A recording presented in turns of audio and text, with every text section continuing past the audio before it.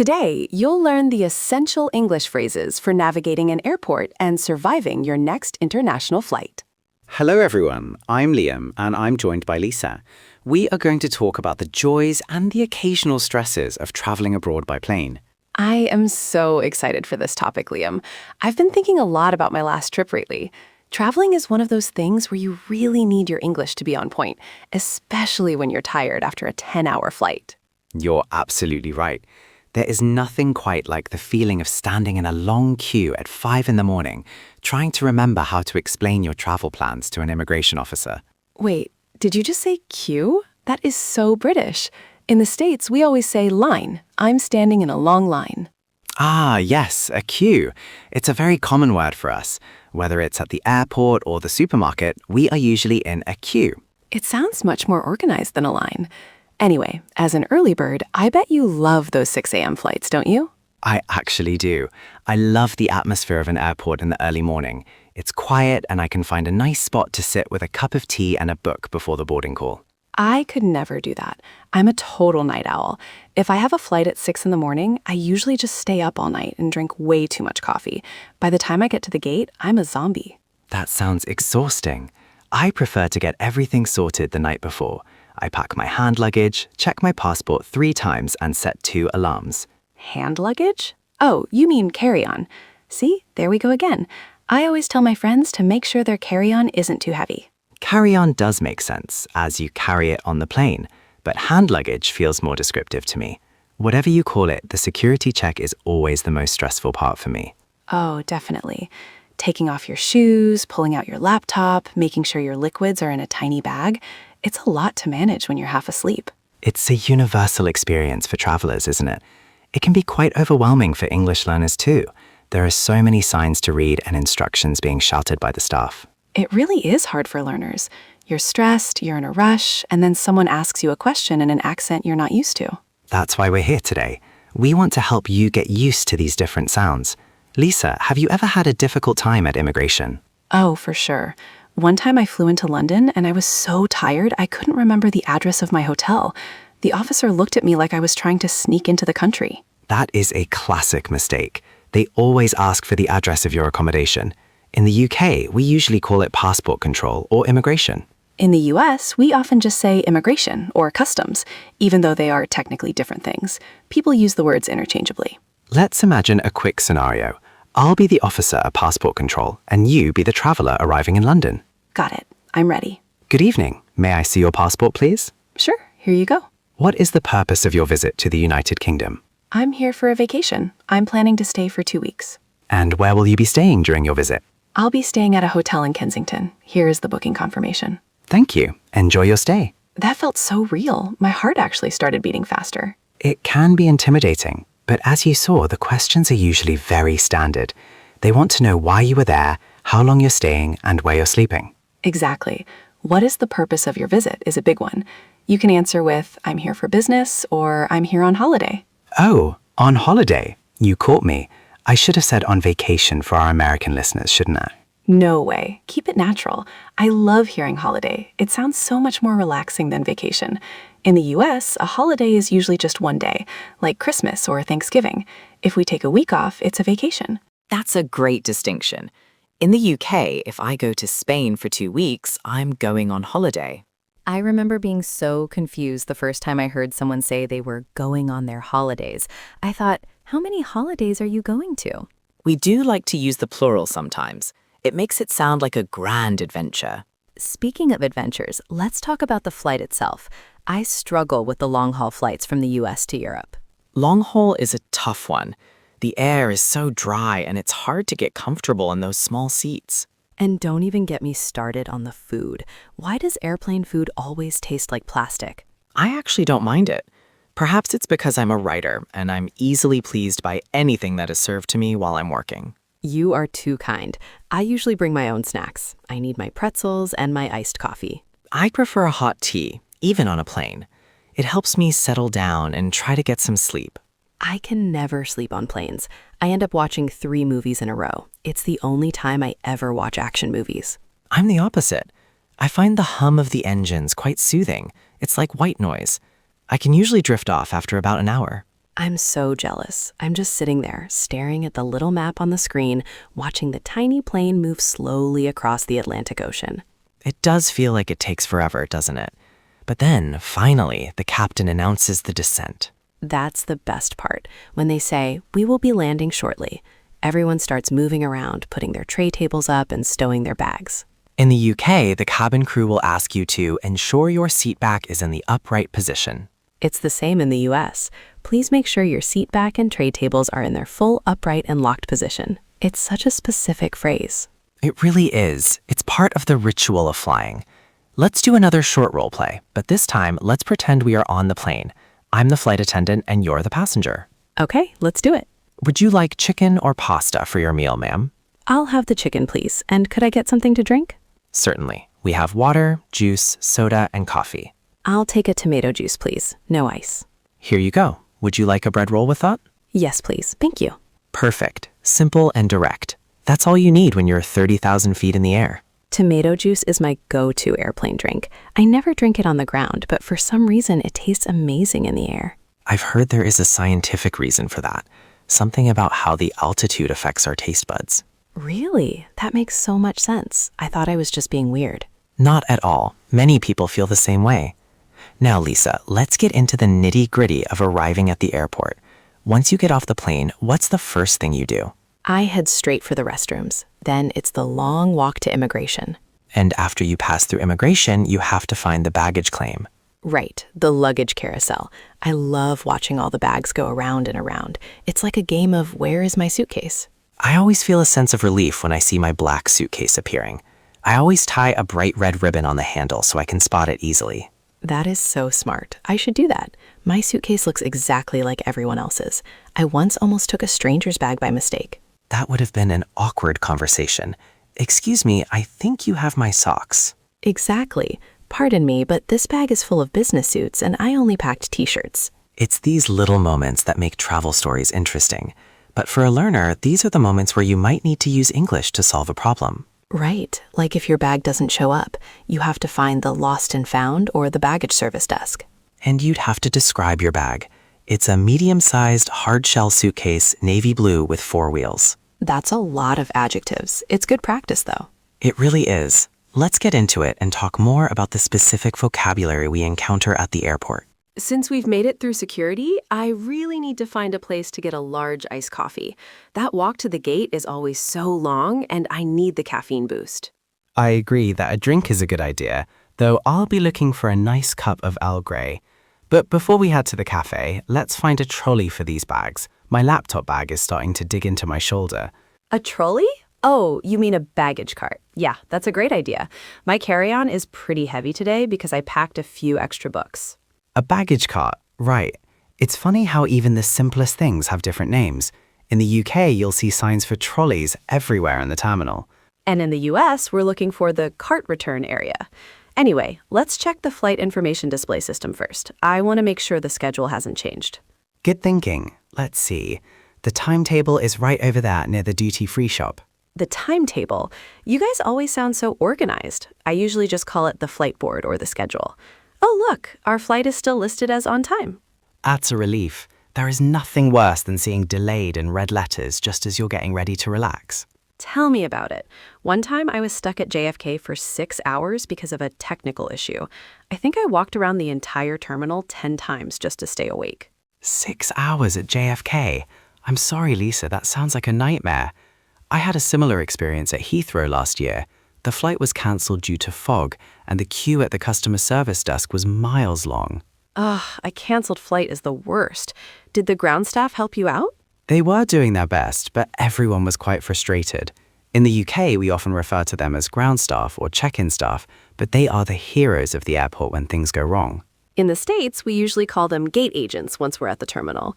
They have a tough job, especially when they have to give bad news to 300 tired travelers. They certainly do. I remember the agent being very patient. He eventually sorted out a hotel voucher for me. At least you got a hotel. I just got a $10 meal voucher that only covered half a sandwich.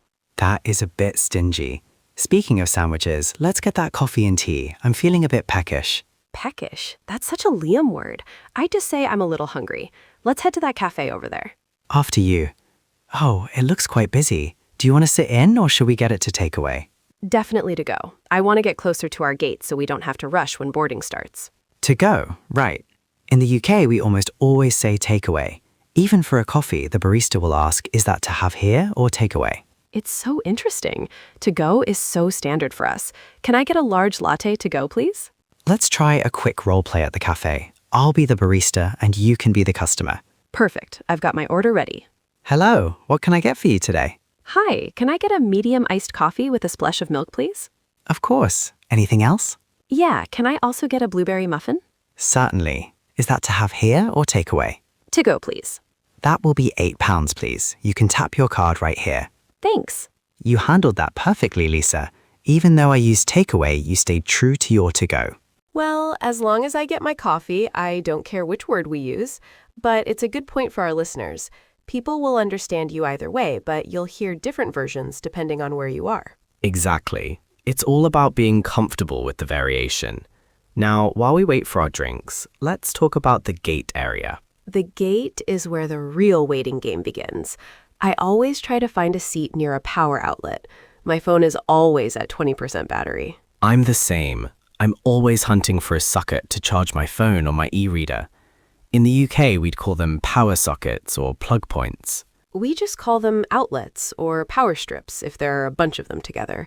It's like a desert out there. Everyone fighting for the last available outlet. It's a modern travel struggle.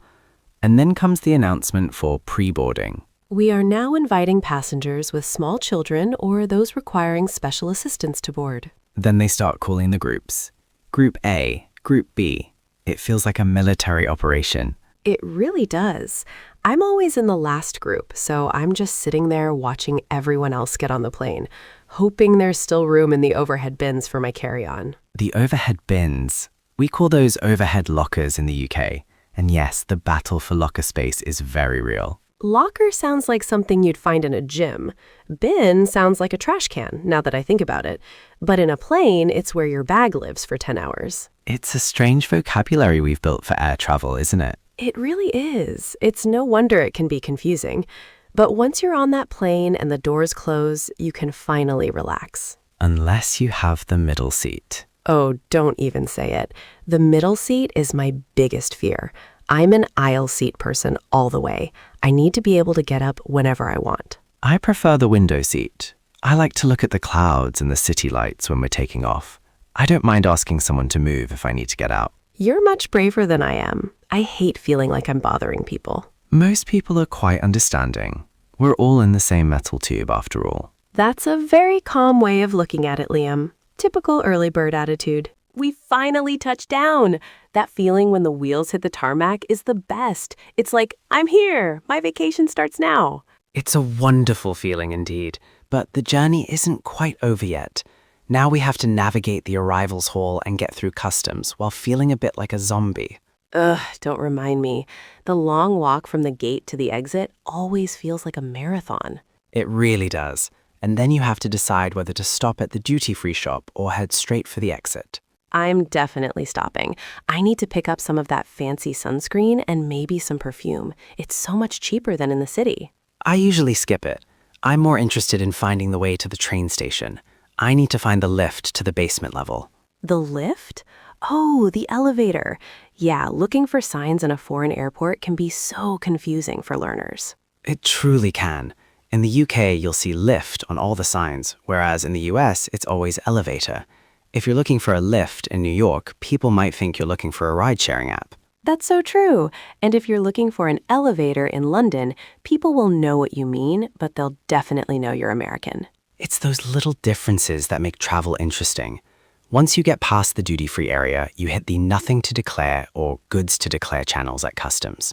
Nothing to declare is my favorite sign in the world. It means I can just walk right through and out into the city. Unless you've bought too much at the duty-free. Then you might have to take the red channel. That's a good point.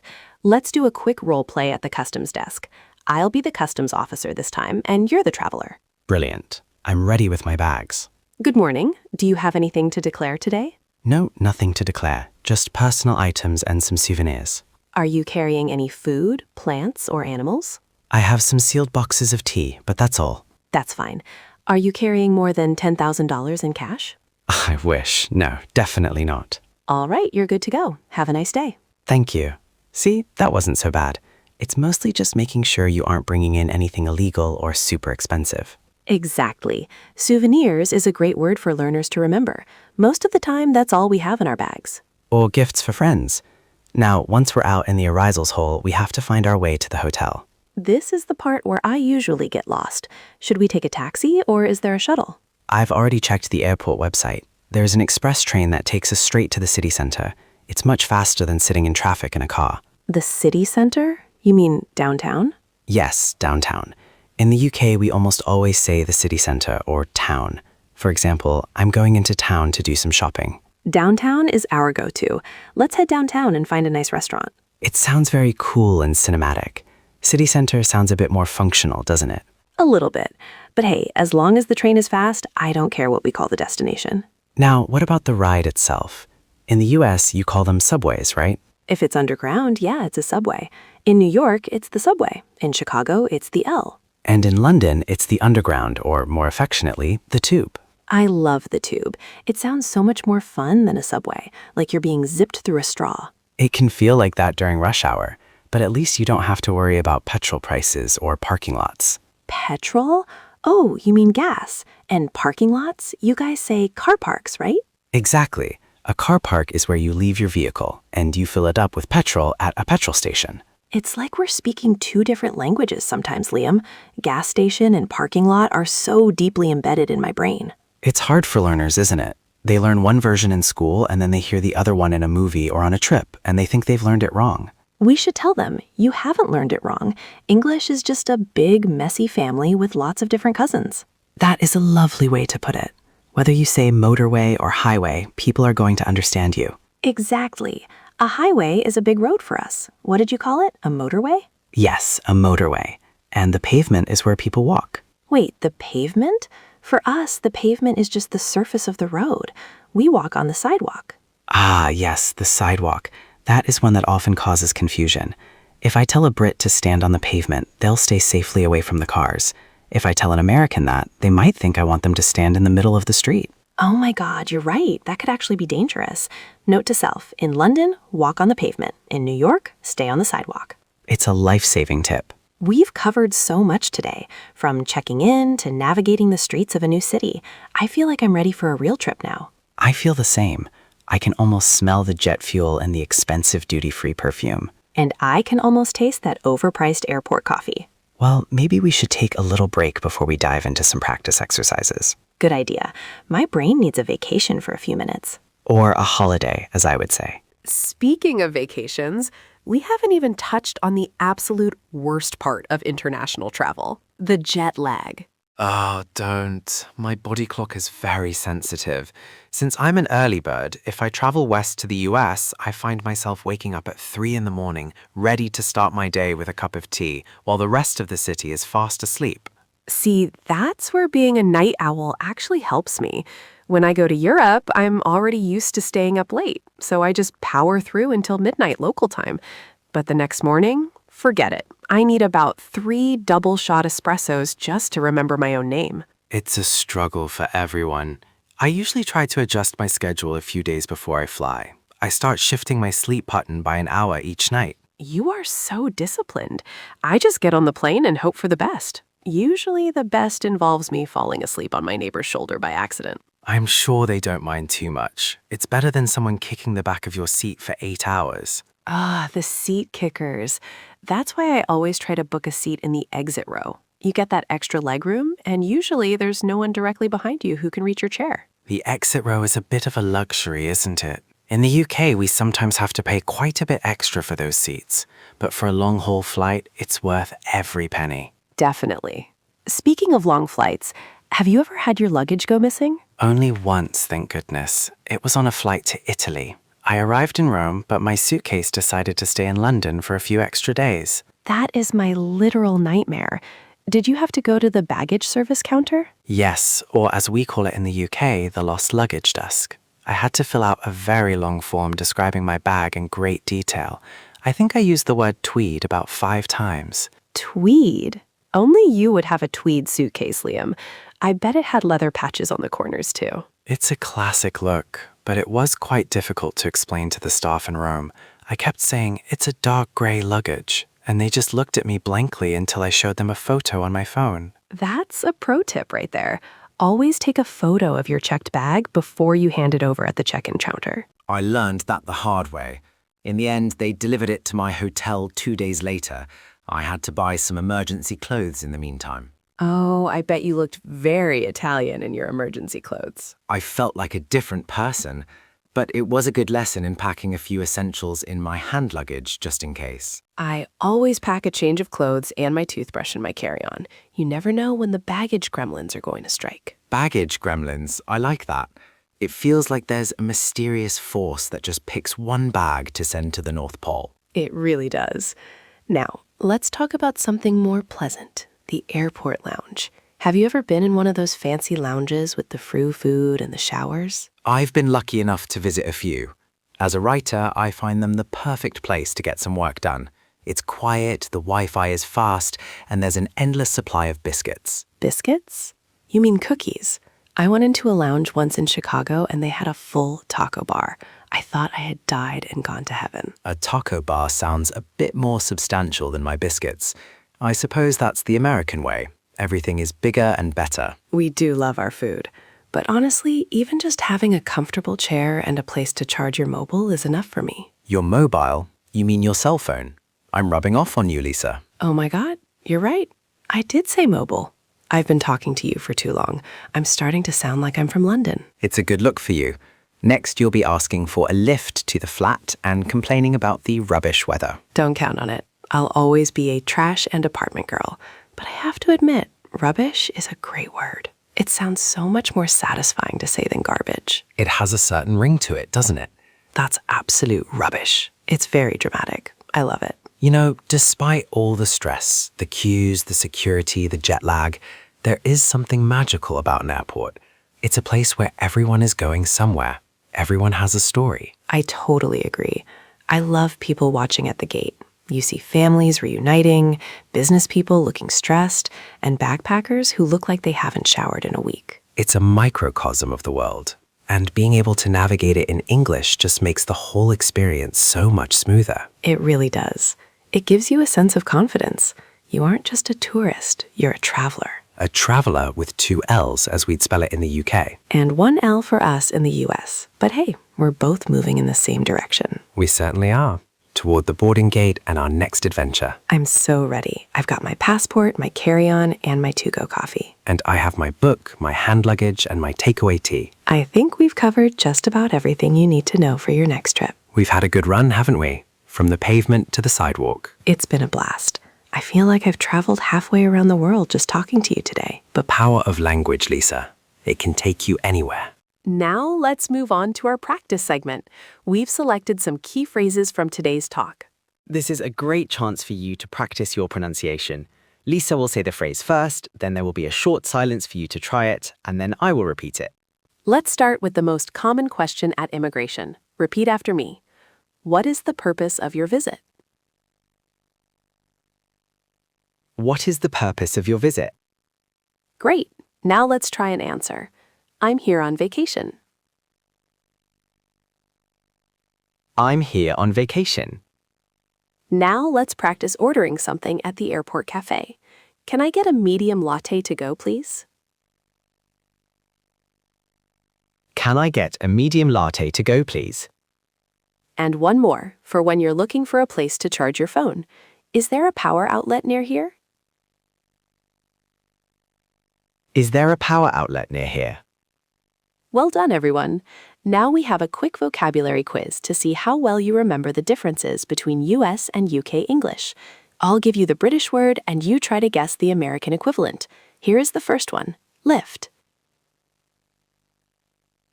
The answer is elevator. Did you get it? Okay, here is the second one, the tube. In the US, we call that the subway. And the final one, hand luggage.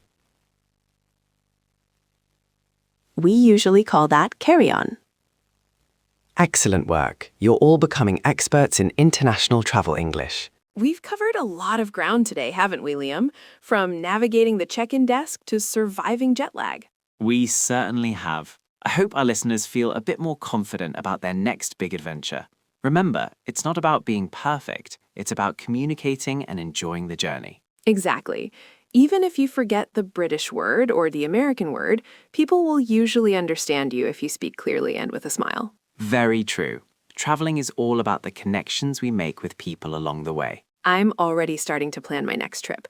I think I might need to visit London and see if I can find that tweed suitcase of yours. You're welcome anytime, Lisa. I'll have the Earl Grey waiting for you. And I'll bring the donuts. It's a deal. Thanks for listening today, everyone.